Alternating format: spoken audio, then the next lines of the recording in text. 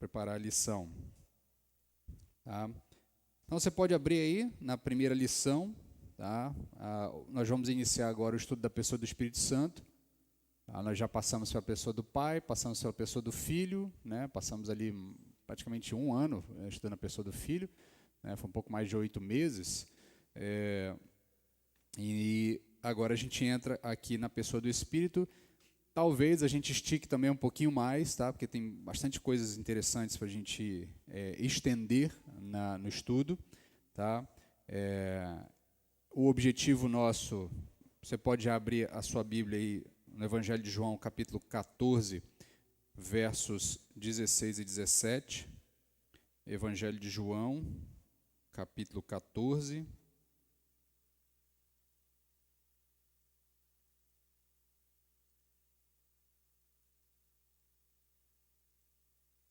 Verso 16 ao verso 17. João 14. Tá? É a oração de Jesus ali nos momentos finais de sua vida. E ele está falando com os discípulos. Ele diz o seguinte: e eu rogarei ao Pai, e ele vos dará outro Consolador, para que fique para sempre convosco. O Espírito da verdade, o qual o mundo não pode receber, porque não o vê, nem o conhece, mas vós conheceis, pois ele habita convosco e estará em vós. Certo? Então, Jesus anunciando a chegada do Espírito Santo, e nós vamos nos deter ao longo desses próximos meses no estudo da pessoa do Espírito Santo. Então, nosso propósito é apresentar o Espírito Santo, não como uma doutrina, mas como ele realmente é, uma pessoa, a terceira pessoa da Trindade. Já comentei com os irmãos que a gente usa essa expressão terceira de maneira didática, tá? Só para fazer distinção entre as 3 pessoas, primeira, segunda e terceira, mas isso não significa que haja uma hierarquia entre eles. Tá? Primeira pessoa como sendo mais proeminente, segunda pessoa como sendo intermediária e terceira pessoa como sendo a menos importante das 3. Tá? Como se eu tivesse um pódium, né? E o Espírito Santo chegou em terceiro, então ele é menor do que os outros. Não é essa a proposta da ideia de usar esse tipo de expressão, primeira, segunda e terceira pessoas. É mais uma proposta didática de você fazer uma distinção. Tá? Tem a ver também com a ideia de como eles são revelados ao longo da história. Tá? Então, você de fato tem primeiro uma revelação do Pai, mais ampla, num segundo momento a revelação do Filho, né? E num terceiro momento a revelação do Espírito. Tá? Mas nunca faça esse tipo de associação, primeira, segunda e terceira pessoa, no sentido de importância. Tá? Naturalmente, nós já temos uma dificuldade de lidar com a pessoa do Espírito Santo por conta de uma construção histórica e doutrinária, tá? De estar muito ligado às ações do Pai e do Filho, e o Espírito Santo, de fato, ser um elemento mais relegado ali a uma segunda, terceira importância dentro da concepção, especialmente de tradições mais de igrejas mais históricas, né? Batistas, presbiterianos, né? Se estiver com frio, o controle está bem aqui. Bem aqui na frente, só controla aí, que eu sei que o ar bate bem aí mesmo. Tá? Então, principalmente tradições mais históricas, né? Tem uma certa dificuldade em lidar com a pessoa do Espírito Santo. Né? E o nosso objetivo é tentar aprender tudo que é possível, tudo que nos for possível aprender sobre a pessoa do Espírito Santo para lidar melhor também com ele. Tá? Então, continuando aqui, o Espírito Santo é Deus, assim como o Pai e o Filho. A compreensão correta dele é o melhor caminho para o relacionamento correto com o Consolador. Tá? Então, nós afirmamos a Trindade, nós confessamos a Trindade, e o confessar da Trindade pressupõe que você trate o Espírito Santo como Deus. Tá? Ele não é um Deus, ele é o Deus. Tá? A Trindade se apresenta dessa forma. Eu já disse aos irmãos, quando falamos sobre a Trindade como doutrina, que o nosso Deus chama-se Pai, Filho e Espírito Santo. Né? É assim que ele se revela a nós, então é assim que nós o tratamos. A quem nós adoramos? Nós adoramos a Deus. Quem é Deus para nós? Pai, Filho e Espírito Santo. Tá? ainda que isso seja um pouco complexo, a gente precisa afirmar como o texto bíblico afirma a nós. Tá? Então, de início, nós vamos ver aqui a questão da importância do Espírito Santo, né? Ele é essencial para a caminhada da fé cristã. Essa jornada pós-subida de Cristo é uma jornada em que nós somos guiados pelo Espírito Santo. O Espírito Santo, fazendo aqui um paralelo, quando nós falamos em Romanos, eu fiz esse paralelo sobre essa jornada. Nós estamos fazendo paralelos com o Êxodo, tá? A nossa realidade espiritual é a realidade de Êxodo. Nós estamos saindo da escravidão e indo para a terra prometida. Tá? E nesse período, tá, em que o povo de Israel caminhou pelo deserto, e no nosso deserto espiritual, no sentido deserto de que vivemos em uma realidade que não é toda a realidade da presença de Deus, mas os efeitos da presença de Deus se fazem visíveis, como para o povo se fez, com a coluna de fogo durante a noite, aquecendo e iluminando, com a nuvem durante o dia protegendo o povo do sol escaldante, diminuindo a temperatura, com o maná, com o alimento, com a água que brota da pedra, com os milagres, com as coisas que foram acontecendo extraordinariamente ao longo daquela jornada até que eles chegassem na Terra Prometida.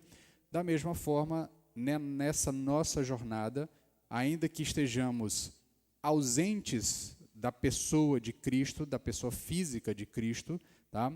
Nós estamos com os efeitos da sua presença visíveis e reais por intermédio da pessoa do Espírito Santo.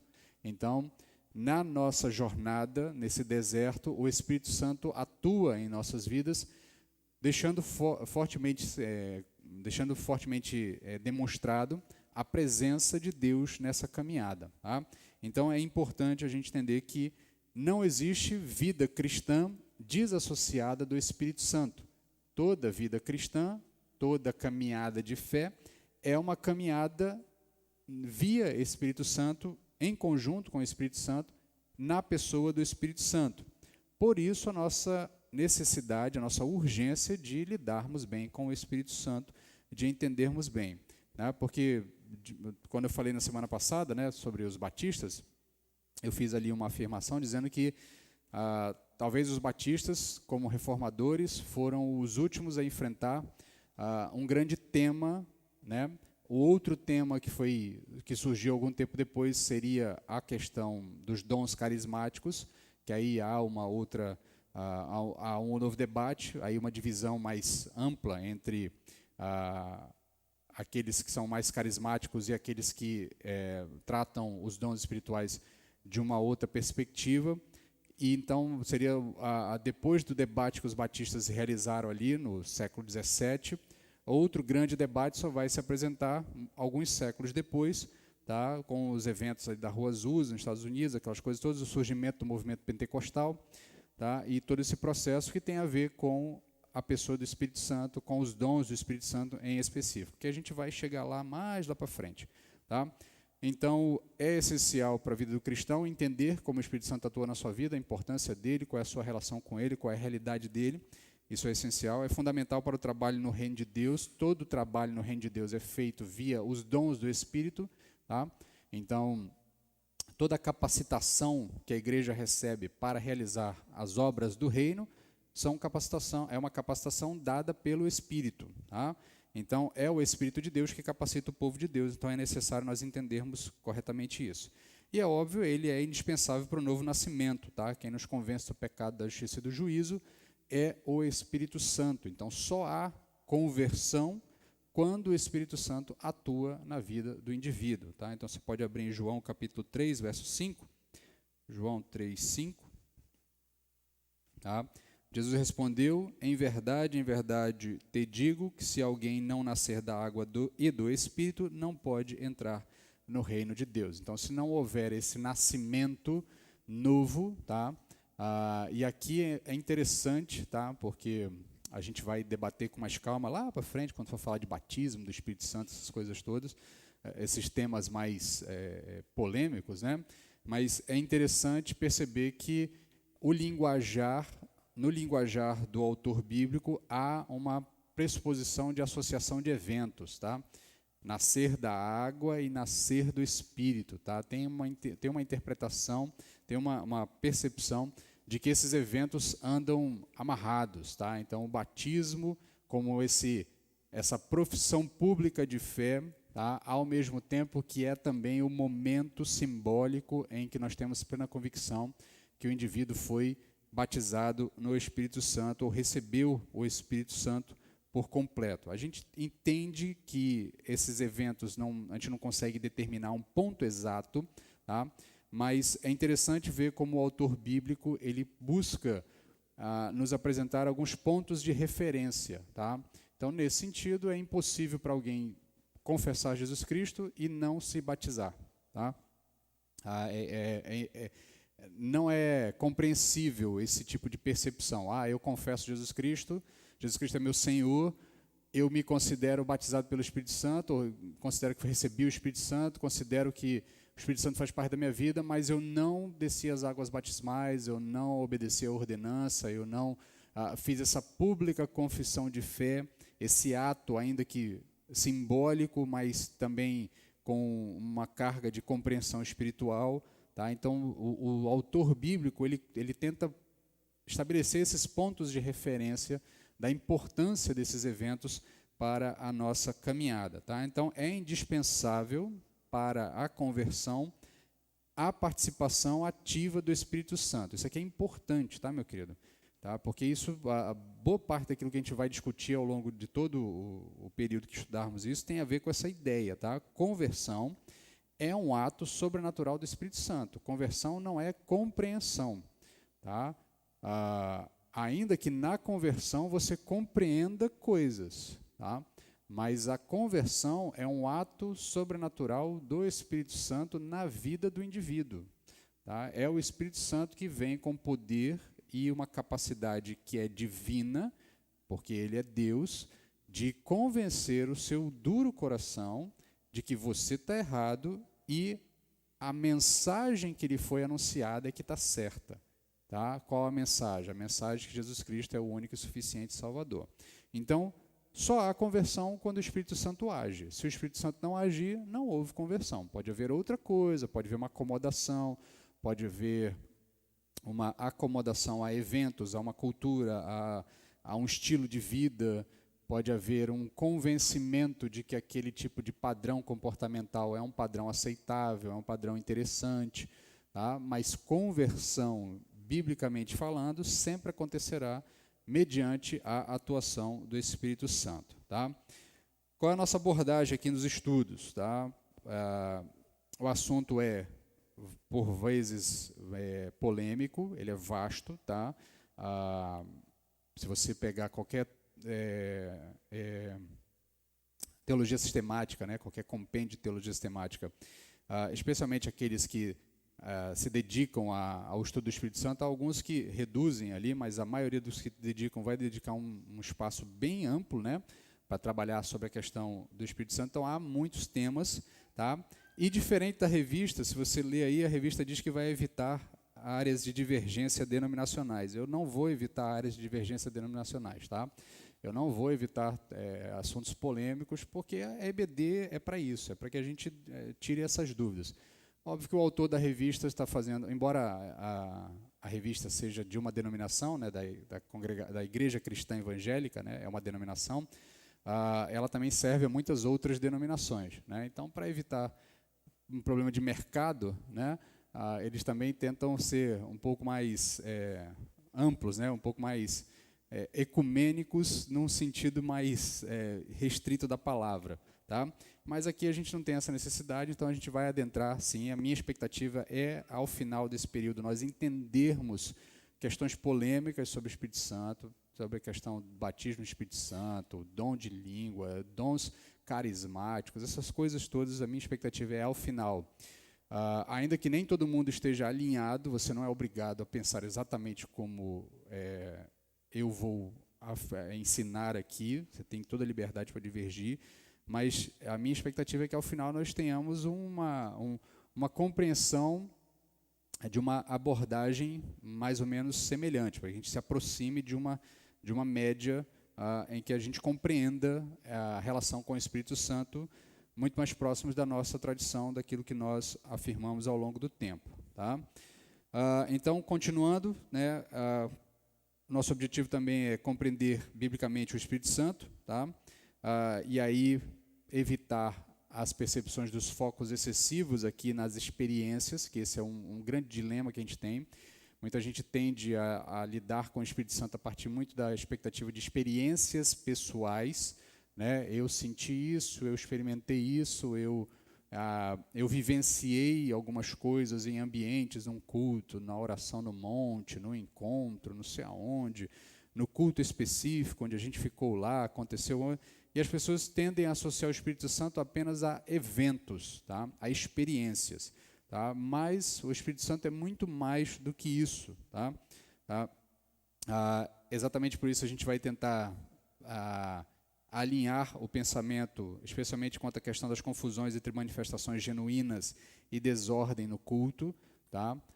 Ainda que o culto tenha uma ordem natural de eventos, tá? Eu sempre digo aos irmãos que o culto não é um catado de atividades, a gente não vai fazendo as coisas aleatórias, elas precisam ter uma ordem, uma organização, uma compreensão, elas precisam produzir um resultado. Tá? Então, tudo que se faz no culto, ele precisa estar pensado para produzir um resultado na vida do indivíduo, um resultado de discipulado, de disciplina, de compreensão, de transformação.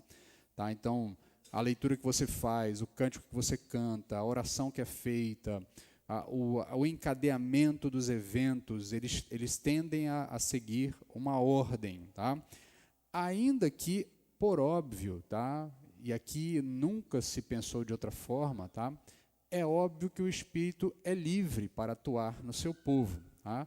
Acontece que se criou também uma ideia de que o Espírito é sempre desorganizado. Tá?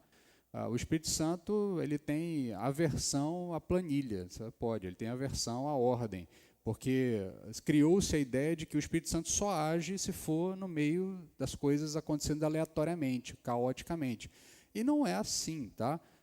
Óbvio que o Espírito Santo age de maneira extraordinária, fazendo as coisas mudarem, tá?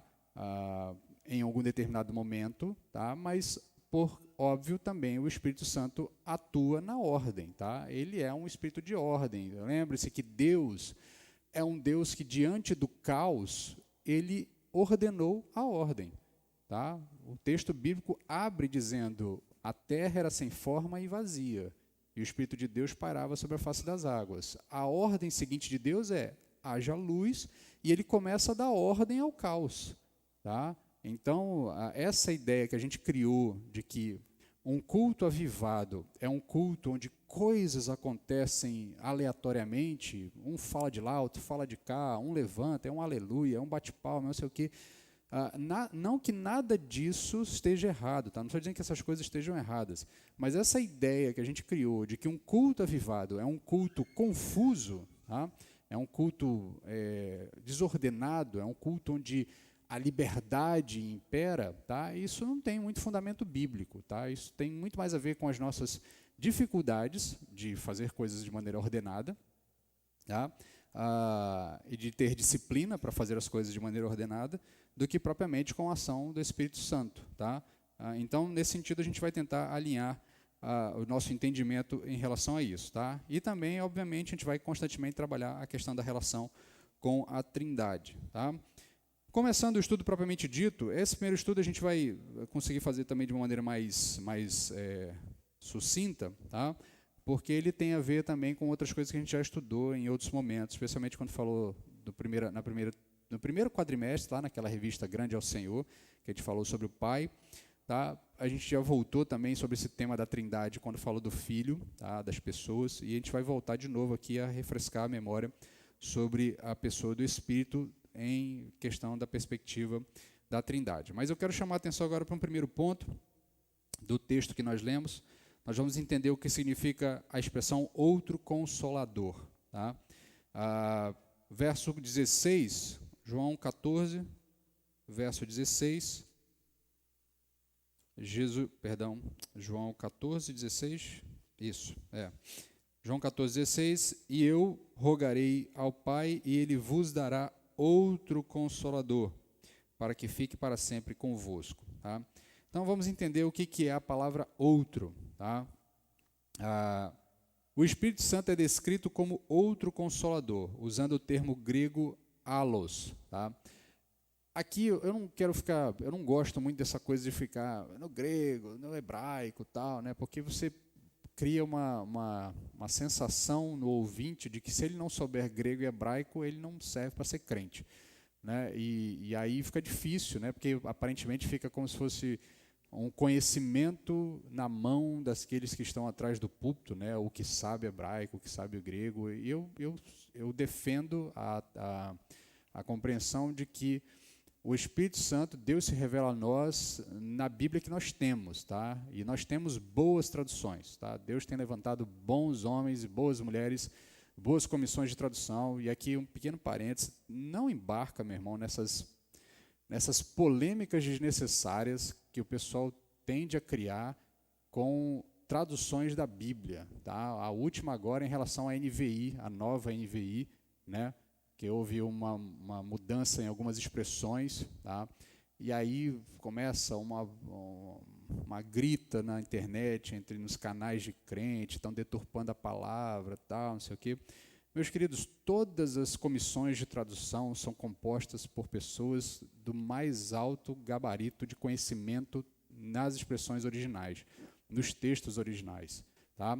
E além da versão atual da NVI, você tem a versão anterior, você tem a NVT, você tem a Almeida século XXI, você tem a NAA, Nova Almeida atualizada, você tem a clássica Almeida Revista atualizada, a mais clássica ainda, Almeida Revista e corrigida, você tem a versão da Sociedade Bíblica Trinitariana, você tem uma série de versões de tradução.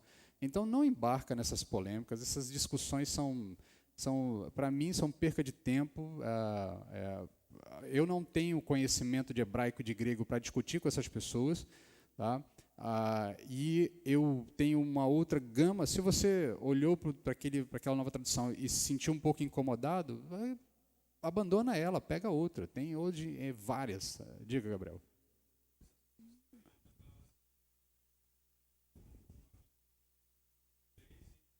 Aham.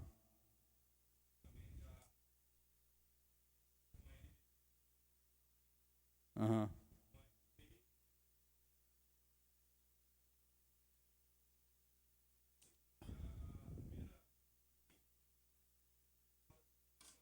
Uhum. Isso. Aham.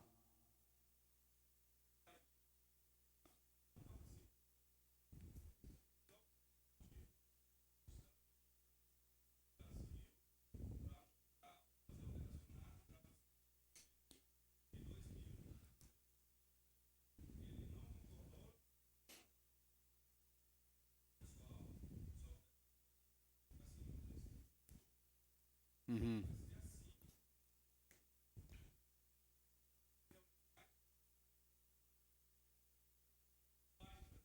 Aham.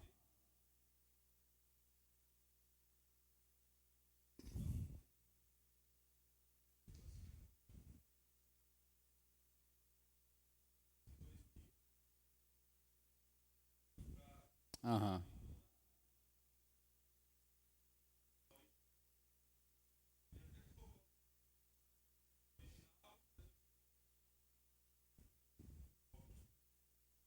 Uhum.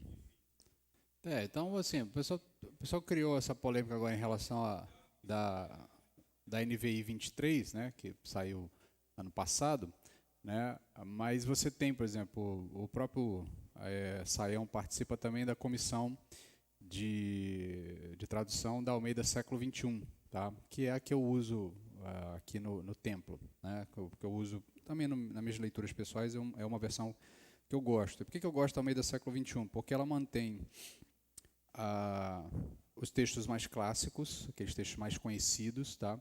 E ela fez algumas alterações apenas no encadeamento de leitura, tá? Então ela tirou aquela leitura mais entroncada de uma tradução anterior uma leitura mais fluida, tá?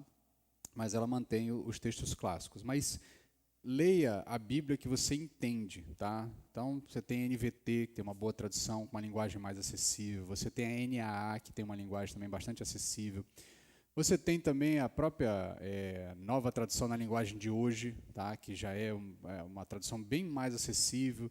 E aí você, obviamente, nós vivemos um momento que você tem oportunidade no aplicativo que você tem aí na sua mão, comparar diversas versões. Você pode abrir 3, 4 versões uma do lado da outra, comparar, fazer as leituras. Então, assim, não perca muito tempo da sua vida nesses debates sobre tradução, que é o melhor. Eu lembro que tinha um irmão que eu conheci que ele toda vez que se citava algum tipo de tradução, aí ele vinha com uma sequência de estudos, criticando e dizendo que isso, aquilo, outro e tal. Eu falei, o quê? Mas só não lê essa versão, lê a outra. Então, né?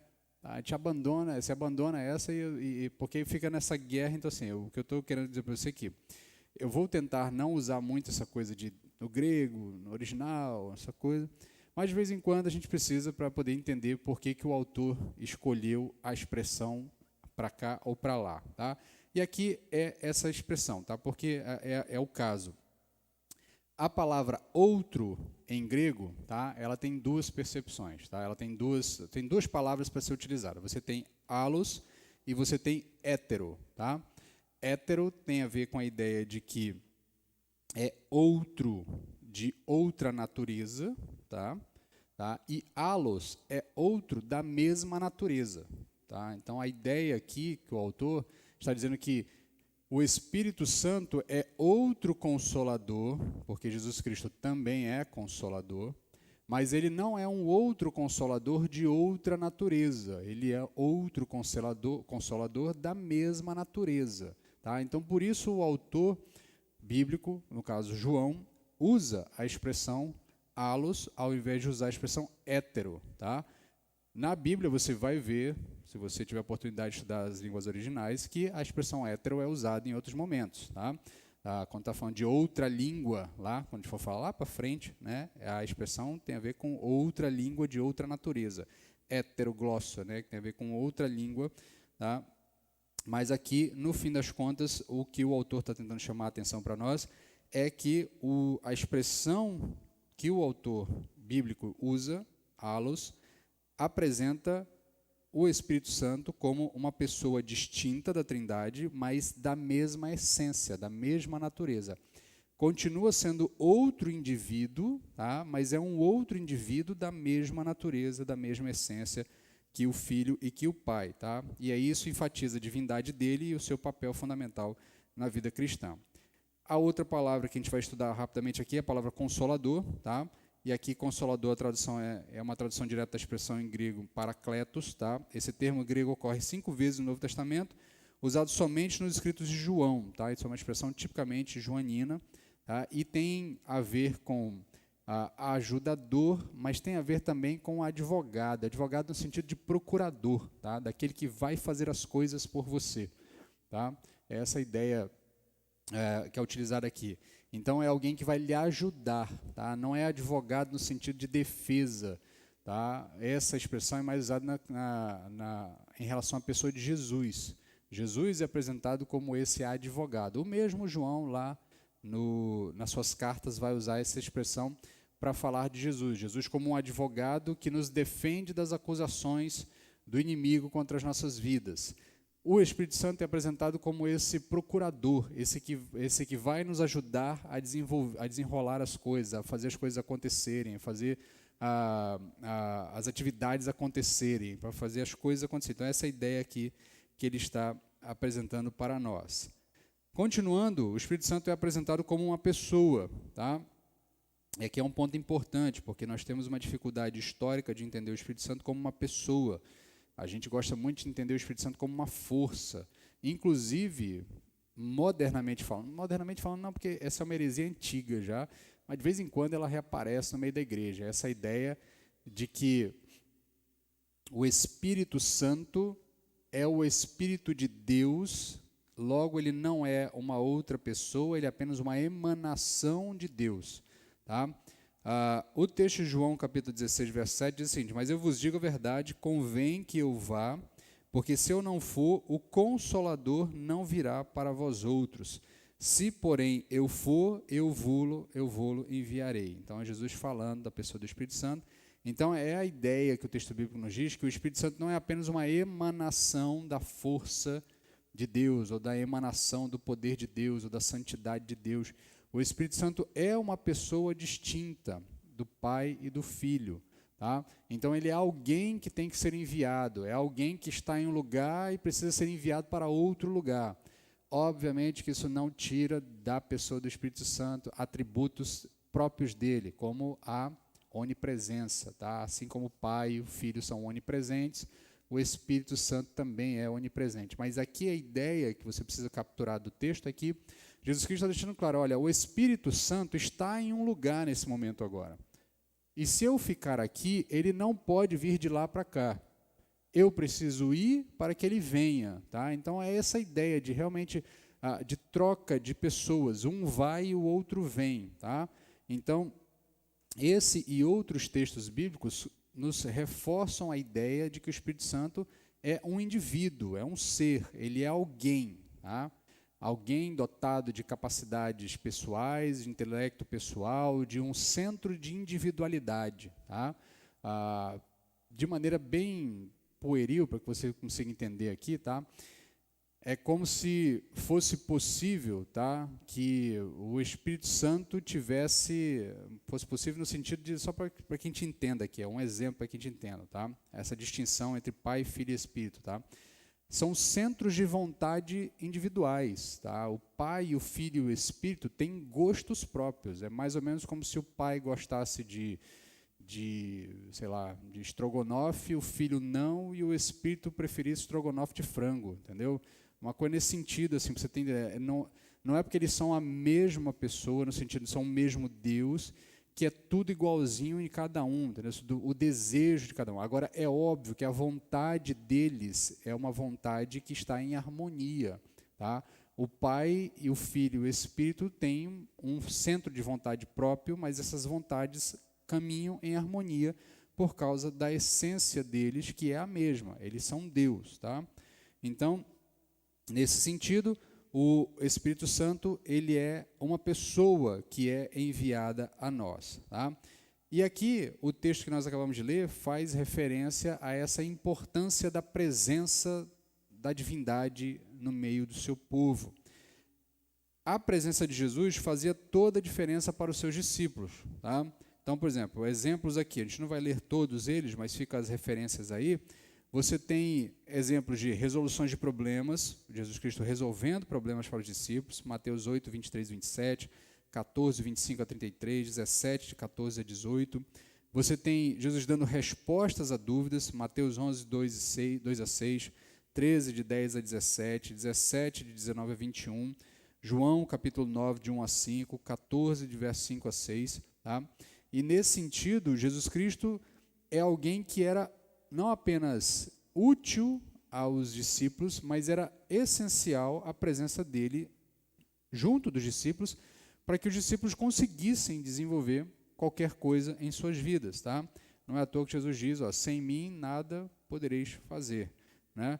E aí, essa ideia de Jesus ir traz a sensação aos discípulos que nós ficaremos desamparados, ficaremos órfãos, mas Jesus mesmo responde, não vos deixarei órfãos, voltarei para vós. João 14, 18.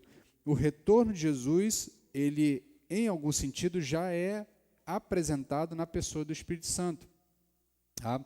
Então, em alguma percepção, Jesus já está representado entre nós na pessoa do Espírito Santo, porque o ministério do Espírito Santo é apontar para a pessoa de Jesus.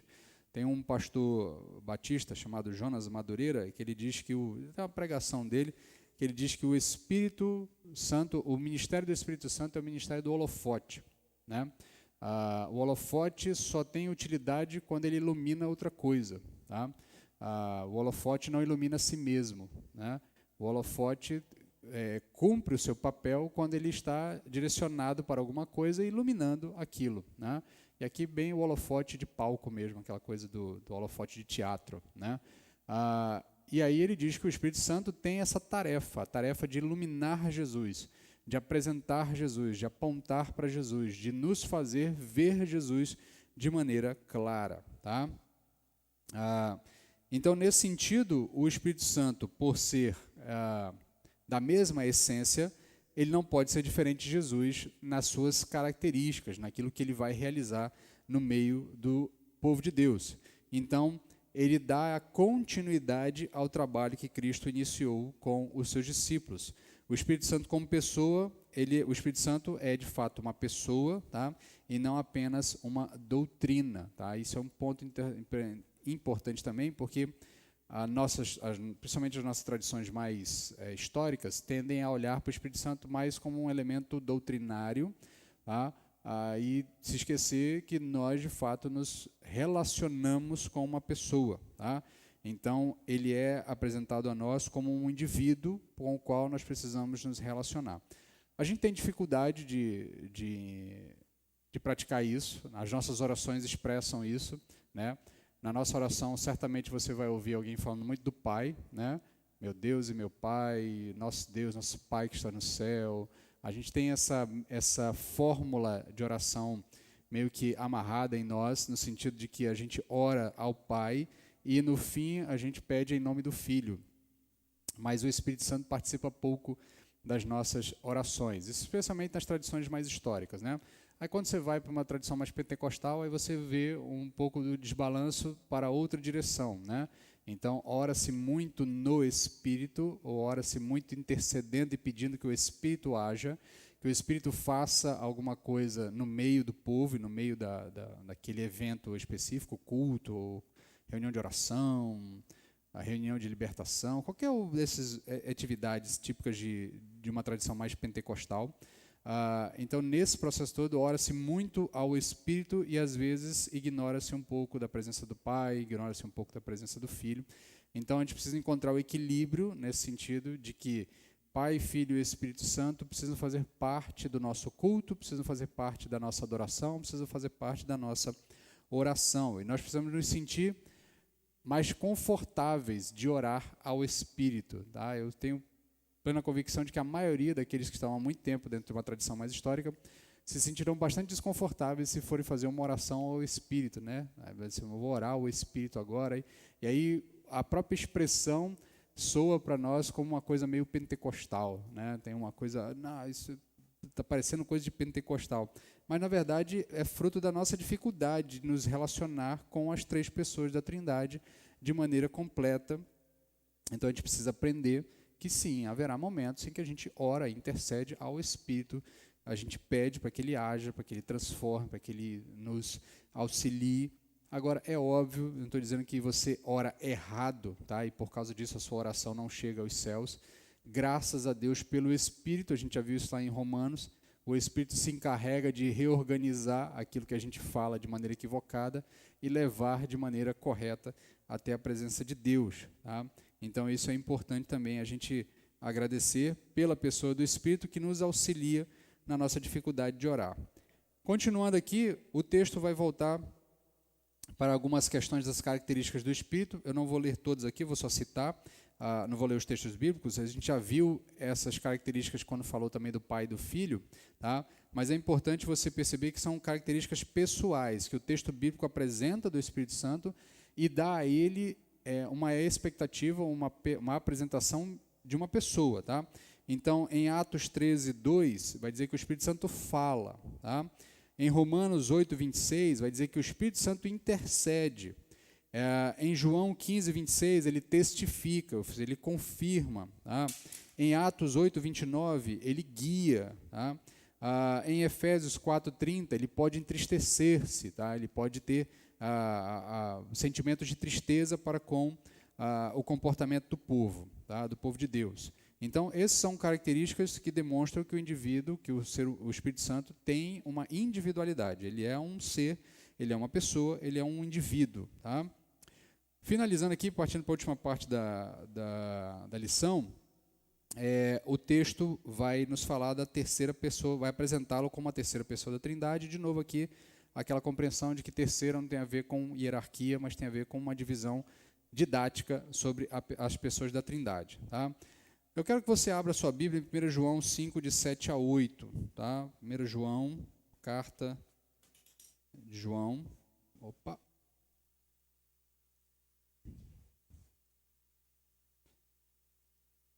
Na revista, se você perceber, você vai ler um texto lá no texto da revista, pelo menos na versão que eu consultei, eu tenho uma edição mais antiga lá em casa, da revista, e eu tenho a edição digital também. Não sei se a nova edição teve alguma diferença, porque eu estava aqui na igreja e eu acabei não podendo comparar. Mas acho que a nova versão tem a edição que os irmãos estão em mão, tem a mais parecida com a versão digital. E na versão digital constava ainda o mesmo texto. Tá? João capítulo 5, 1 João capítulo 5, verso de 7 a 8. Tá? Na revista, se eu não me engano, deixa eu até pegar aqui para falar corretamente.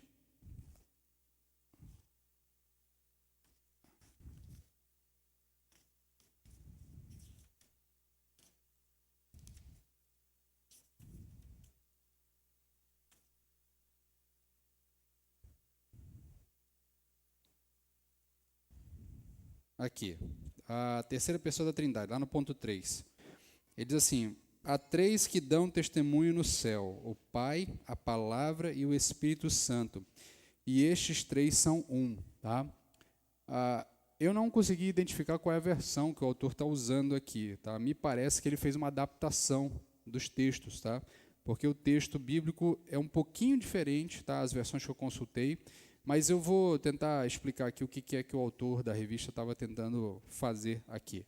Se você abrir na sua Bíblia, provavelmente, tá, vai ter um trecho entre colchetes aí, tá, nesse texto.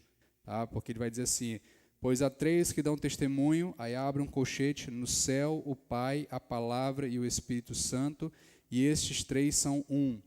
E três são os que testificam na terra, aí fecha o colchete. O Espírito, a água e o sangue, e os três são unânimes num só propósito. Tá? Na versão Almeida século XXI, que eu estou aqui em mãos, você na versão digital, em vez de colchetes, você pode ter que ver de um comentáriozinho ali na sua versão. Mas vai dizer assim: pois os que dão testemunho são três, o Espírito, a água e o sangue, e os três concordam em si. A minha versão suprimiu o colchete, tá? A Almeida século XXI, suprimiu o colchete.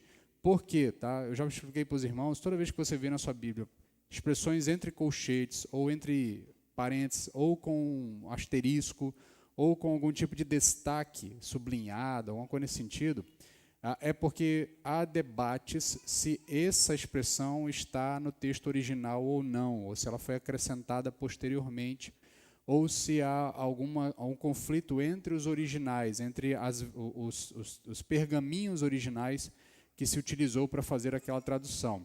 E esse é um texto, tá? É muito provável, tá? E aqui não se escandalize não, tá? De vez em quando você vai ver isso, de vez em quando não, raras vezes você vai ver isso no texto bíblico, tá? É muito provável que essa expressão aqui, que eu estou lendo lá, que está no slide para vocês, aí, que está entre colchetes, foi acrescentada posteriormente, tá? Por algum tipo de cópia que estava sendo feita e alguém tentando explicar a doutrina da Trindade, alguém tentando facilitar o entendimento da doutrina da Trindade. Porque o texto original, os textos mais, vamos dizer assim, as versões mais apropriadas do original só tem essa expressão, pois há três que dão testemunho, o Espírito, a água e o sangue, e os três são unânimes num só propósito. Tá? Essa expressão, no céu, o Pai, a Palavra e o Espírito Santo, e estes três são um, e os três são os que testificam na terra, aí continua o texto, isso provavelmente foi acrescentado posteriormente. Então, há algumas traduções trazem esse colchete, outras suprimem ele. Tá? No caso, Almeida século XXI, suprime. A versão que o autor da revista estava consultando, provavelmente traz o colchete e ele aglutinou tudo numa expressão só. Se fosse assim, tá, seria muito fácil a gente discutir a doutrina da Trindade, porque você tem um texto muito claro, dizendo que há três no céu, os três são um, tá, e, de fato, é muito provável que isso aqui seja um acréscimo posterior, tá, de alguma copista, porque, de fato, o texto é um texto trinitário. Quando João está falando, porque são três que dão testemunho, tá, ele está se referindo à Trindade. Tá? o Espírito, a água e o sangue, tá? Ele está fazendo algum tipo de referência às três pessoas da Trindade. Tá? E a afirmação de que os três são unânimes em um só propósito está, obviamente, falando dessa unidade da Trindade no seu agir e no seu comportamento. Contudo, tá? Fica aí o alerta, a percepção de que essa expressão em colchete, que eu estou botando no texto para os irmãos ali, essa expressão provavelmente ela é uma adição posterior. Isso invalida o texto bíblico? Não. Isso invalida as traduções? Não. É exatamente por isso que a tradução traz ela em colchete, dizendo, há debates sobre esse trecho aqui. Tá? É possível que esse trecho específico não esteja nas versões originais ou nos melhores pergaminhos que se tem. Aqui, só para você ter uma ideia rapidamente de como é feito esse processo de tradução, você tem comparativos de trechos, de fragmentos de pergaminhos. Você não tem o pergaminho da primeira epístola de João guardado. Tá?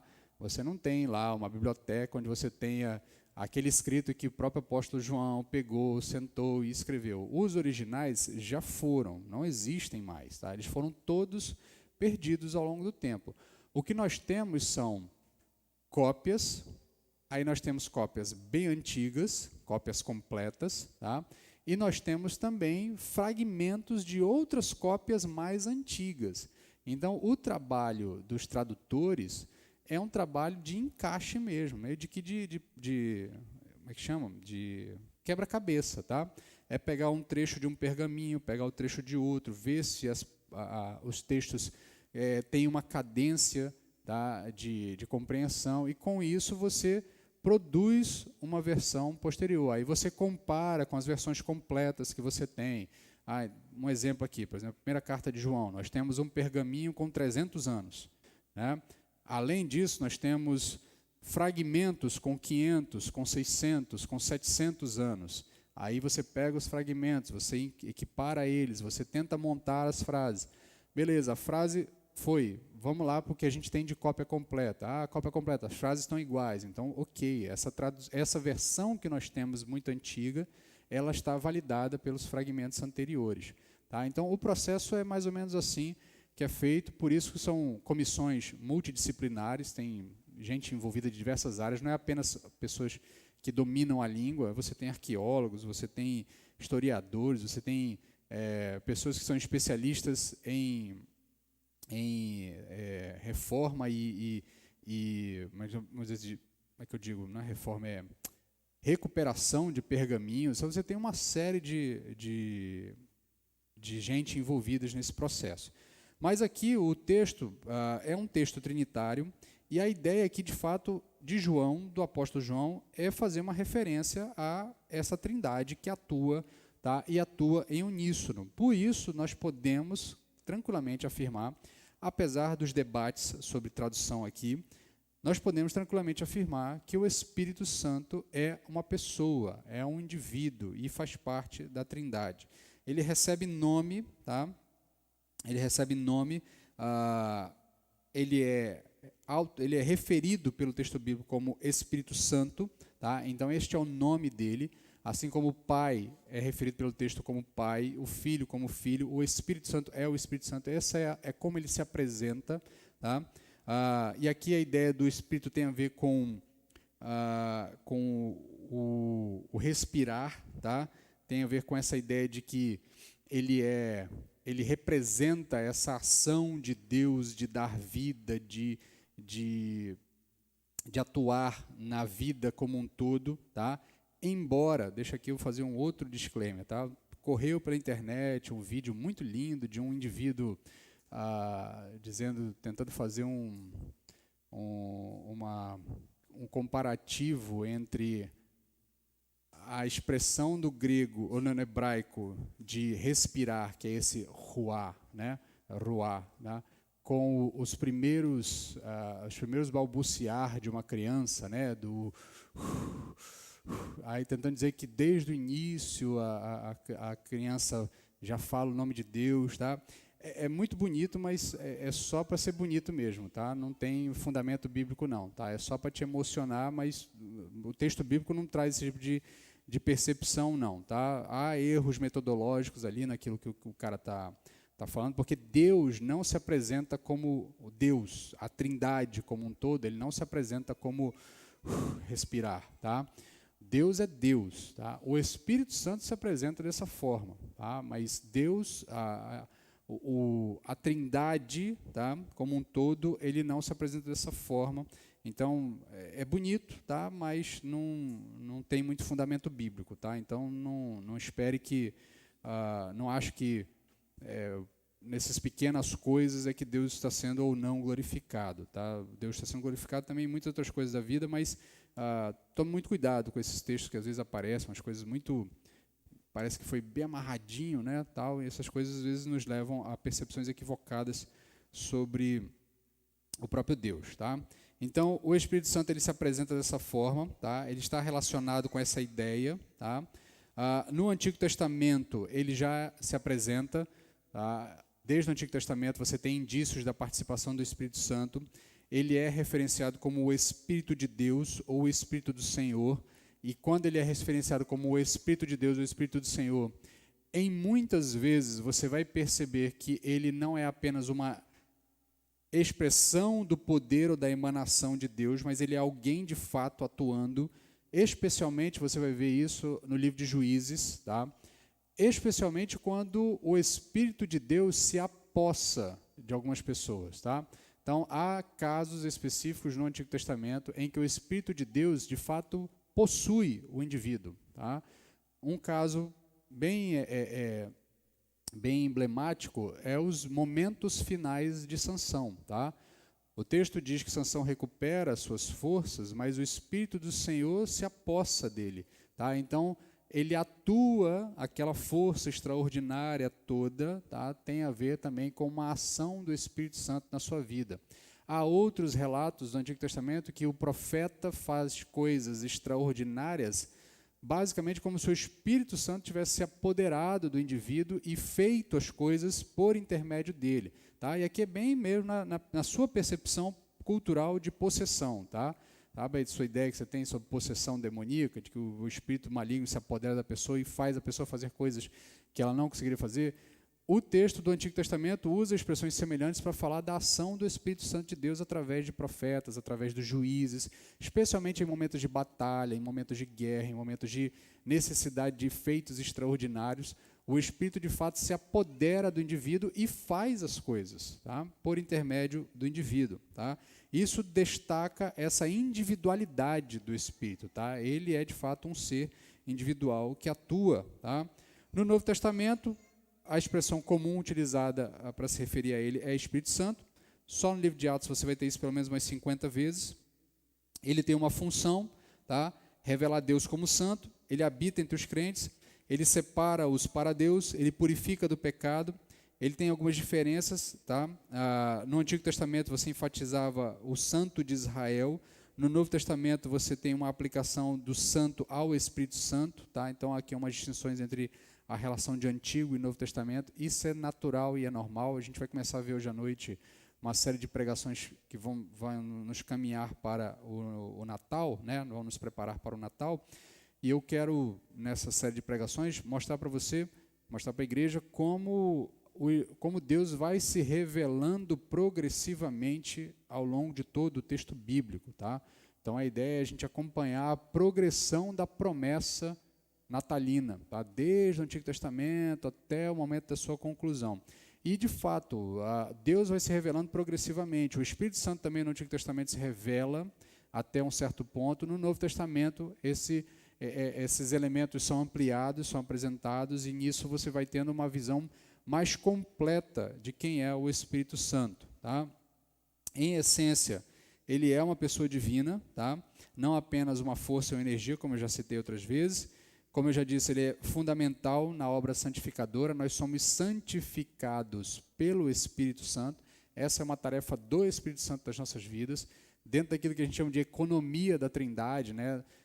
Da divisão das tarefas das pessoas da Trindade. Tá? Cada pessoa em tese, tem uma tarefa específica, ou uma tarefa mais proeminente, a melhor forma seria dizer isso, em vez de dizer uma tarefa específica, é porque cada uma das pessoas atua proeminentemente mais em uma tarefa, né? Então, o pai está mais ligado à criação e ordenação do mundo, embora o texto de Colossenses e o texto de João atribua a criação a Jesus Cristo, né?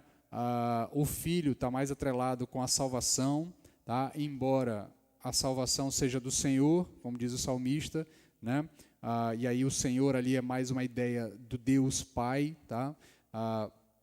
E o Espírito Santo está mais associado com a santificação e a conversão do povo de Deus. Então, ainda que nós sejamos santificados porque o Senhor é santo, ainda que Jesus Cristo atue na nossa santificação, você tem essa divisão da economia da Trindade, que a gente chama dessa divisão das tarefas da Trindade. Tá? Mas o Espírito Santo, ele é essencial. Não é possível se santificar ou ser santificado sem a atuação do Espírito Santo.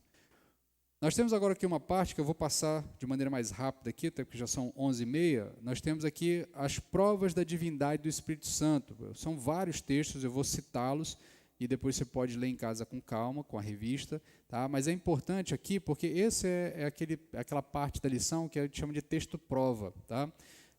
São textos bíblicos que provam o argumento. Tá? Então é importante você conhecer esses textos, pelo menos ter alguma referência na memória, para exatamente em algum momento que você precisar demonstrar para alguém a divindade do Espírito Santo, isso fique muito claro para um eventual debate aí apologético, né?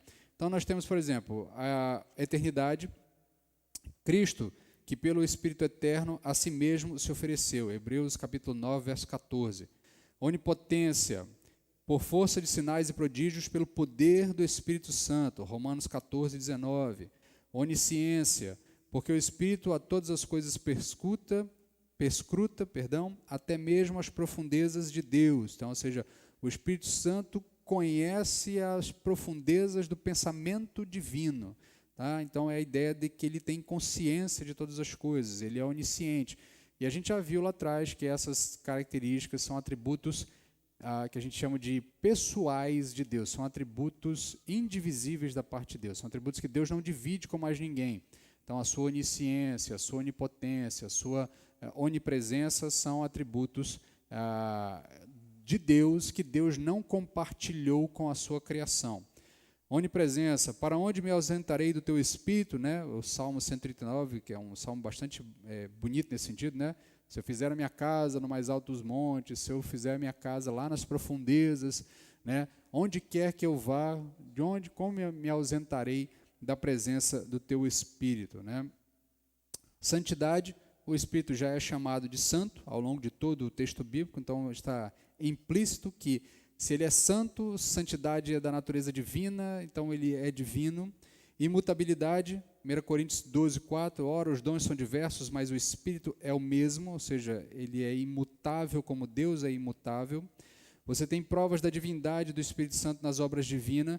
A criação, Gênesis 1, 2, o Espírito de Deus pairava sobre as águas.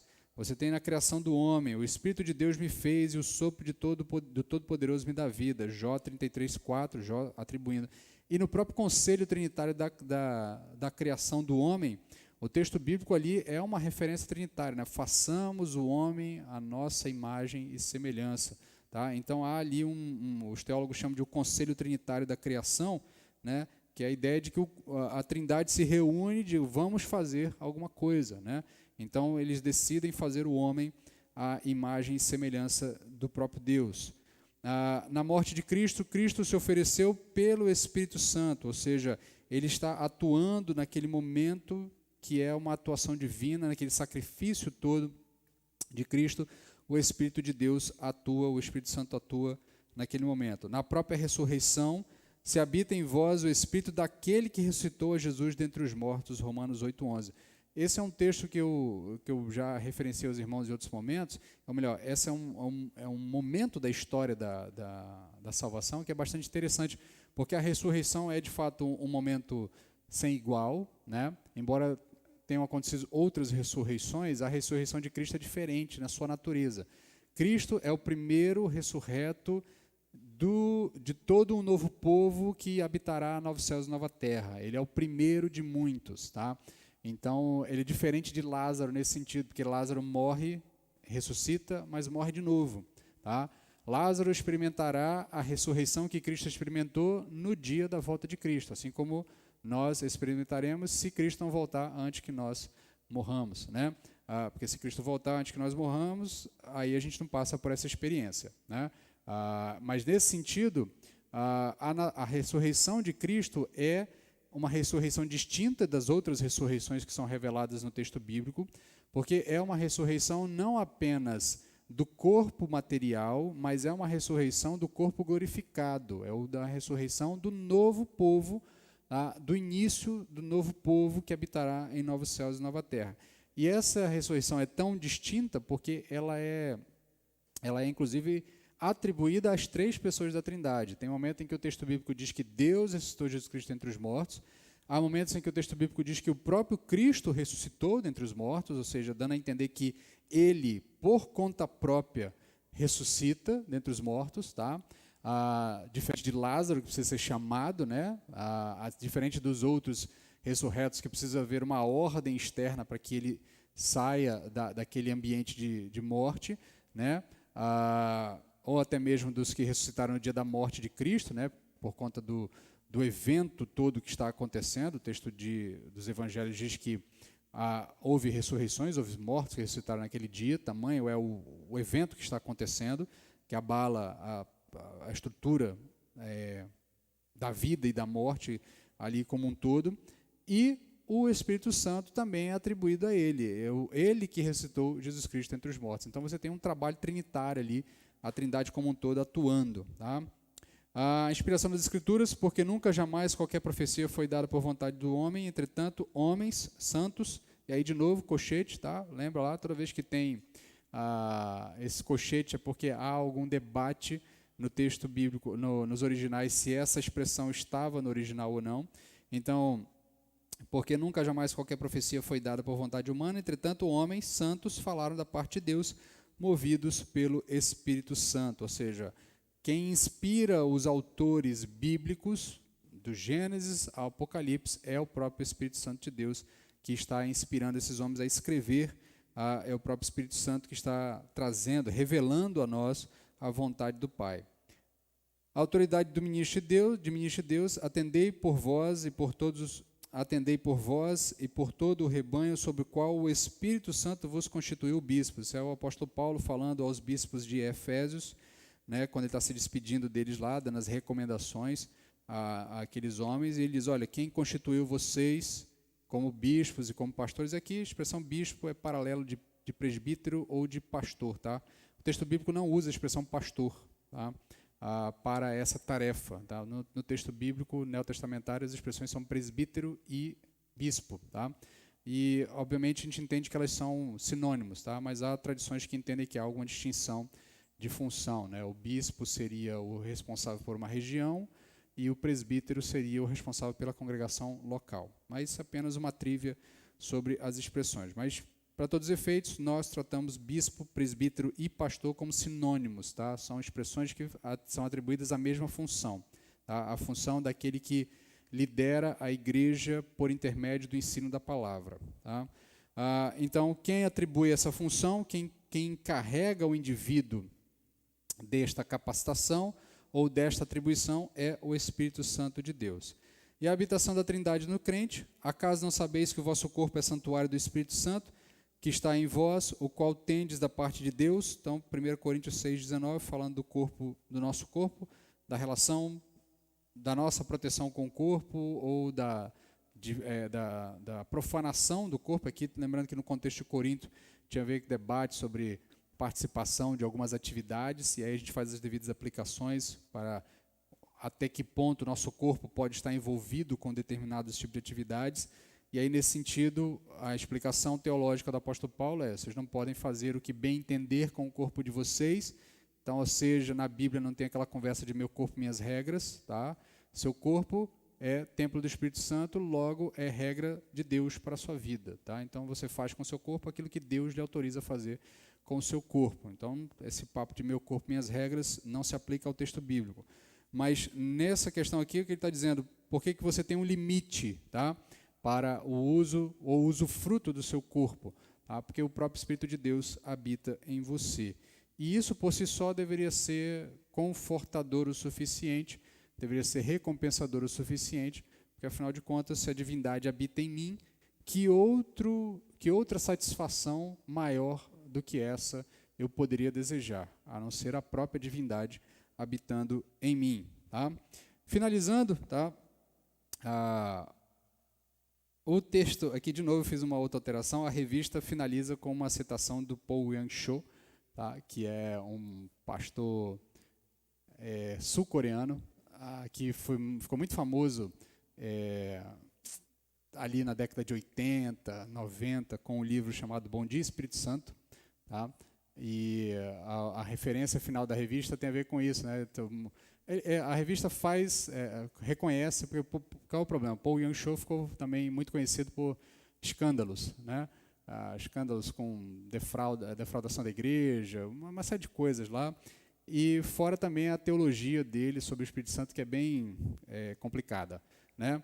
Mas ele diz lá que a relação dele com o Espírito Santo ficou num nível assim tão aprofundado, né, o Paul Yang-cho, que ele passou a tratar o Espírito Santo de fato como alguém presente na sua vida, a ponto de ele todos os dias dar bom dia. Então ele acorda e diz, bom dia, Espírito Santo. Né? E quando ele vai dormir, ele dá boa noite para o Espírito Santo. Aí daí vem o título da obra, né? Bom dia, Espírito Santo. Tá? Mas aí, sobre essa questão, a revista cita ele, né, como um fechamento do raciocínio de que nós devemos, de fato, incorporar o Espírito Santo às nossas vidas como alguém que, de fato, participa ativamente da nossa realidade, da nossa vida, e nisso é positivo. Mas, feito aqui o disclaimer em relação ao Paul Yang-cho, acho que nós temos exemplos melhores para ser utilizado, e aí eu trago um outro exemplo aqui que eu acho que é mais saudável. No caso aqui, nós trazemos o R.C. Sproul, na livreto Quem é o Espírito Santo, que aí aqui vou fazer o jabá, né, que está disponível no seu aplicativo, tá, da igreja. Você pode procurar lá nos downloads, lá tem esse livreto Quem é o Espírito Santo, naquela série de livretos lá digitais, perguntas cruciais. Ele finaliza ali uma etapa do livro dizendo o seguinte: você sabe quem é o Espírito Santo?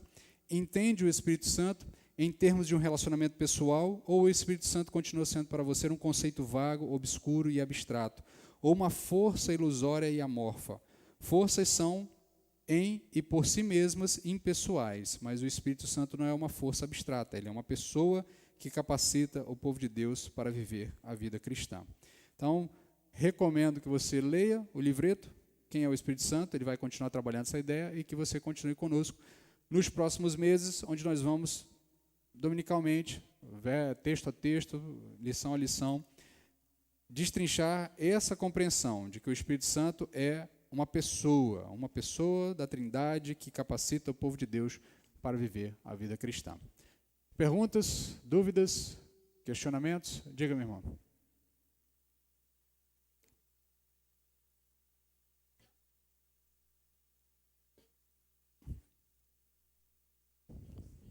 Uhum. Aham.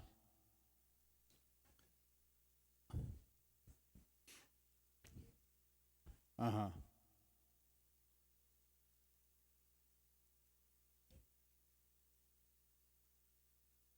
Tá. Tá. Em algum momento a gente vai entrar com mais profundidade nessa questão, mas o cântico em si, ele é retirado de um texto de Salmo de Davi, onde Davi está expressando um temor pessoal dele, tá? A partir do pecado que ele comete com Batseba e das consequências daquilo. Ele se lembra do que aconteceu com Saul, o antecessor, o rei antecessor, de quem, de fato, Deus tirou o seu espírito. Tá? Só que isso é uma realidade veterotestamentária. No Antigo Testamento, o Espírito Santo não habita no povo. O Espírito Santo vem e habita individualmente em indivíduos específicos para tarefas específicas. Ele habita nos juízes, ele habita nos líderes do povo, ele habita no profeta, ele habita no sacerdote e ele habita no rei. Tá? E tirar o Espírito Santo significa que Deus não mais reconhece o rei. Então, como Saul perde a sua condição diante de Deus, de ser o ungido de Deus para ser o rei de Israel, o símbolo disso é a retirada do Espírito. Tá? Davi, temendo que acontecesse com ele a mesma coisa, ele expressa essa oração a Deus: não retires de mim o teu Espírito Santo. No Novo Testamento, essa percepção não se aplica mais. O Espírito Santo já não é mais uma demonstração de que você foi aceito por Deus, no sentido de que você foi capacitado por Ele para uma tarefa específica, tá? Que é o que acontece no Antigo Testamento. No Novo Testamento, você está ligado a um corpo, e todo o corpo é a habitação do Espírito Santo. Então, o Espírito Santo é o selo da propriedade. Tá? No Novo Testamento, o Espírito Santo é o selo de que você é propriedade de Deus. Então, tirar o Espírito Santo seria dizer que você não pertence mais a Deus. E uma vez que o texto bíblico nos afirma que, uma vez que fomos comprados pelo Espírito de Deus, fomos comprados pelo Filho com sangue, pertencemos a Ele, então, e de lá não saímos por qualquer razão, tá? Essa ideia de que o Espírito Santo sairá de nós por conta dos nossos pecados, tá? Não se aplica no Novo Testamento. No Novo Testamento, essa relação ganha uma outra conotação, que é a ideia do entristecimento. Tá? Então, na medida que eu me afasto de Deus e me afundo nos meus pecados, eu entristeço o Espírito Santo. Tá? Mas o Espírito Santo não deixa de habitar em mim, eu não passo a ser um vaso vazio. Tá? Nós somos vasos constantemente preenchidos. Tá? Uma vez que fomos selados pelo Espírito Santo, o Espírito Santo permanece em nós. Agora a gente canta, eu já fiz essa correção de percepção, tá? Aqui na igreja. Eu acho que quando a gente está cantando, às vezes a gente canta textos veterotestamentários, a gente só precisa entender corretamente. Eu não vejo problema. Eu sei que de vez em quando tem umas pessoas que tentam corrigir a música, aí acaba piorando a música, porque aí não tem a capacidade artística que o autor original tem, de cadência, de harmonia, aquela coisa, aí mete umas expressões que não casam na música e você acaba estragando a música. No mais, a música tem muita coisa a nos ensinar, tá? A gente só precisa fazer essa entendimento. Você está cantando um texto do Antigo Testamento, de uma realidade específica de Davi. Isso não acontecerá com você mais. Tá? No Novo Testamento, o Espírito Santo não sai de nós por conta de um erro nosso, a gente perdeu a capacidade de ser chamado filho de Deus. Tá? Aí é óbvio, existem outros contextos que vão entender pela perca da salvação, aí sim, você perdeu a salvação, o Espírito Santo sai também, porque ele é o penhor da salvação. Então, se você perde a salvação, você perde o penhor da salvação também. Tá? Mas a nossa tradição, que a gente entende que a salvação não se perde, logo nós não compreendemos a ideia de que o Espírito Santo entra e sai de mim, como se fosse uma espécie de Deus brincando com um girassol, bem me quer, mal me quer, bem me quer, mal me quer. Né? Então, para nós não funciona, não entendemos dessa forma. Eu não entendo dessa forma e a tradição batista também não. Mas no caso da música específica, a gente compreende. Ali é um ponto específico, é uma música, uma versão, é uma musicalização de um salmo do Antigo Testamento, de um contexto específico. Davi está diante do seu pecado, lembrando das consequências do pecado e lembrando do que aconteceu com Saul. E ele, na condição de rei, está temendo que Deus faça com ele a mesma coisa. Então ele clama ao Senhor: não tires de mim o teu Espírito Santo. Tá? Certo? Tirou dúvida? Alguém mais? Alguma outra pergunta? Algum outro questionamento? Se não, então vamos encerrar.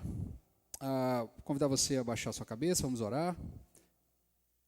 Senhor, nós queremos diante de Ti agora agradecer porque Tua palavra foi ensinada a nós, agradecer porque nós temos um grupo de irmãos que se demonstra interessados em aprender da Tua palavra, em aprender sobre a nossa boa relação com a Tua revelação e com a Tua vontade para as nossas vidas. Pedimos que o Teu Santo Espírito atue nos nossos corações, nesse momento, fixando tudo aquilo que nós aprendemos, trazendo à nossa memória aquilo que já aprendemos em outros momentos, a fim de que nossas vidas possam cada vez mais glorificar o Teu nome e sejamos cada vez mais moldados à imagem e semelhança de nosso Senhor Jesus Cristo. Oramos confiados na ação do Deus triuno em nossas vidas. Oramos confiando no Pai, no Filho e no Espírito Santo. Amém. Amém, meus irmãos. Vamos em paz então. À noite retornamos para o culto de adoração.